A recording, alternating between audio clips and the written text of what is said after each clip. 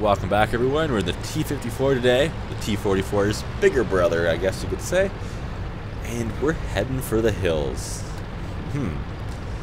This is my new favorite place to go on this map. And Sand River, honestly, not a bad map.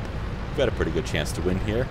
It's interesting to see our chance to win. I mean, it's kind of depressing when you load up a battle and it's like, crap, we have a 36% chance of victory or something ridiculous like that. But it works both ways. I mean, you can look at it and see, oh, we have a 72% chance of victory. Well, regardless of what it is, there's still a very high chance of loss and a very high chance of victory. I'll take it. Honestly, if every battle was a 36% win rate, we'd be fine. Sure, overall win percent might go down significantly, but we wouldn't do too bad. Let's see, I always like to go around this way now because I've been flanked from this direction so many times. I've done stuff like take my T-71 up to where that Type 62 is right now, and then have half the enemy team roll around this corner. Oh, speaking of T-71s, let's surprise him, take out nearly half his health. No problem. Now, I'm kind of worried about what's hiding down there in the bushes, even though we don't see anything. There's a fair amount of camo, and there's some big TDs with some good camo ratings we have to be kind of careful with. I'm seeing that we have some allies down there now, and they haven't taken any hits yet. I was thinking about maybe having a chance to land on top of that T-71 for a minute, and I would have taken it if I could have, but he was just a little too far away. Of course, I went for the jump there just because I could. It's a little more exciting.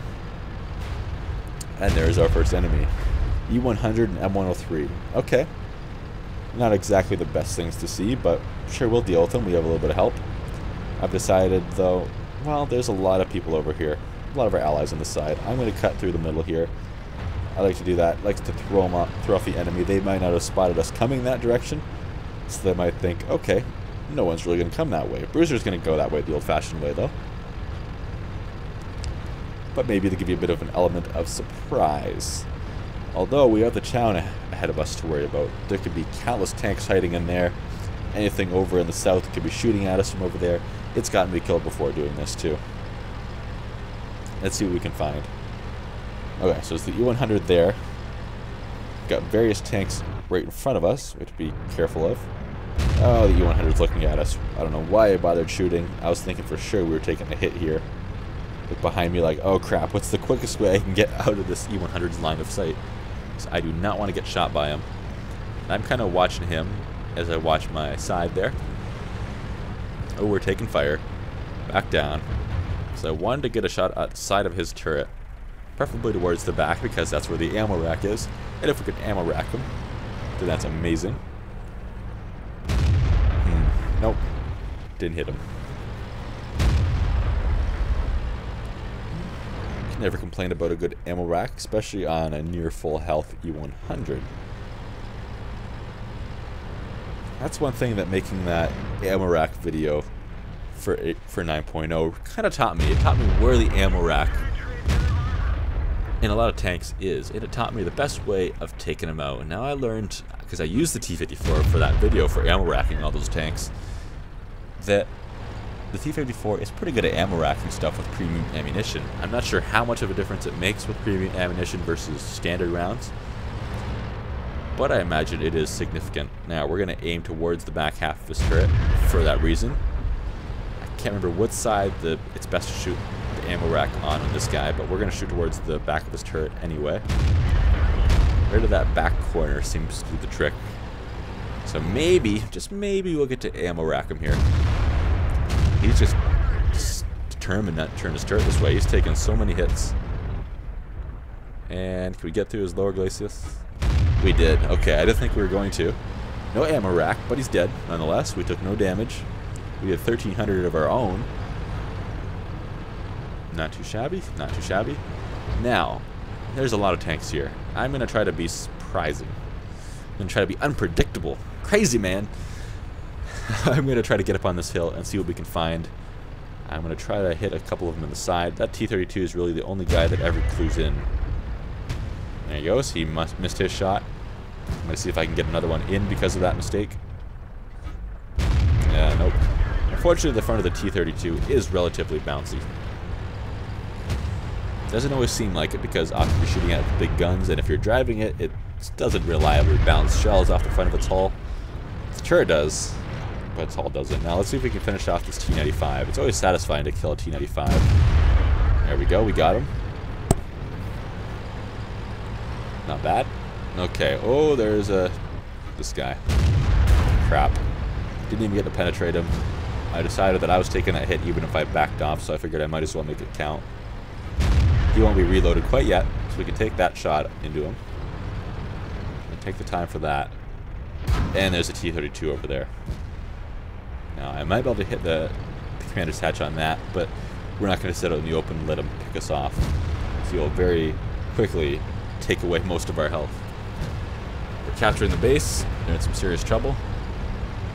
There's the T-32 again. Don't bounce. Don't bounce. It didn't bounce. Okay. Good. Good. What else can we get? This M103 is not paying attention to us. T-32 just fired, and no. We bounced off of him. Luckily, our allies finished him off. We're going to get around behind this M103 now. The T-32 does have pretty good armor, especially when it's angled. Even just a little bit of angling can do wonders. Everybody's got the same idea to get behind him. Put one on the side of his turret. That's such a big squishy target. The side of his turret. The front is pretty tough, but the side, not so much. I'd almost rather have the M103 turret than the T-110E3 turret. Oh crap. Foch 155. Yeah, that's really not a good sign. Remember, this guy's got an autoloader. So this means two things. One, he can kill us really fast. And two, he has a long reload after he finishes off that cliff. No problem. Got one into him anyway. There you go. And well done. Well done, Type 62. Got around behind him. Hopefully our allies aren't stupid enough to sit in front of his gun. Okay, not bad, not bad. He's toast. Now, it's looking pretty good. There's 3 of them and what, 7 of us? 7. Oh, good guess. Okay. Bruiser's toast. He was the one capping. Oh well, it certainly served as a very good distraction to him. Let's see. There's the bat chat. There's the Tortoise and the IS-3 over there. We're going to worry about this bat right now. He's picked off. That didn't take too long. Okay, there's the Tortoise over there. He has a reasonable amount of armor. So it's really not a good idea to try to take him on from the front in this thing. We're going to barrel on through the buildings, hopefully get that IS-3.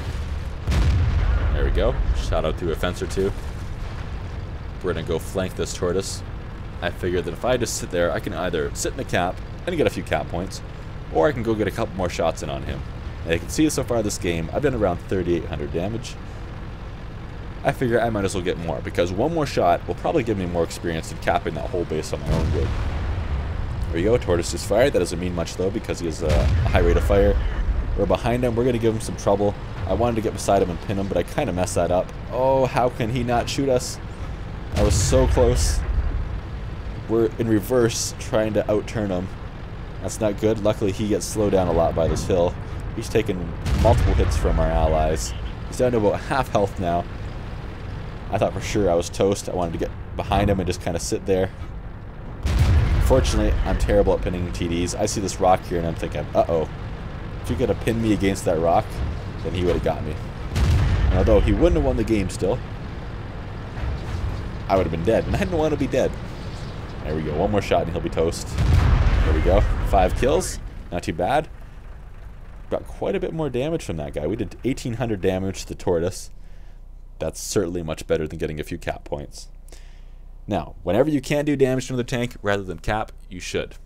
I mean, if winning, capping is your best bet, then by all means, cap. Just do it. But in a case like this, a situation like this, kill the enemy. Anyways, guys, hope you enjoyed. I'll see you for the next one. Bye-bye.